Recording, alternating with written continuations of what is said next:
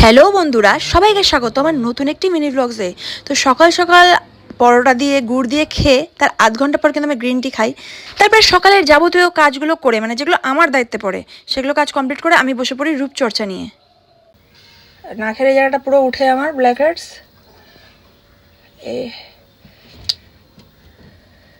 তোলার সময় বাপরে বাপ, তোলার সময় জান বেরিয়ে যায়, বাট তাও ঠিক আছে।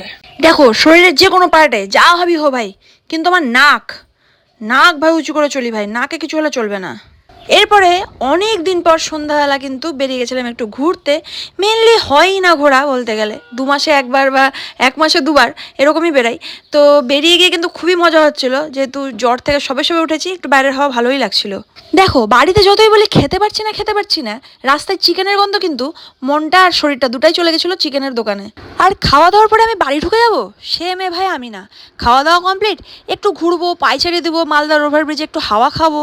কারণ অলরেডি আমি অনেক দিন পর বাইরে বেরোচ্ছি, আর বাইরে বেরোলে কিন্তু বাড়িতে ঢুকতে আমার অতটা ভালো লাগে না। সেই তো আবার 4 দেওয়ালের মাঝখানে ঢুকে যেতে হবে, আর সবসময় না 4 দেওয়ালের মাঝে থাকতে আমার ভালো লাগে না। আজ আসি তাহলে, দেখা হচ্ছে কিন্তু তোমাদের সাথে অন্য কোনো দিন অন্য কোনো ভিডিওতে।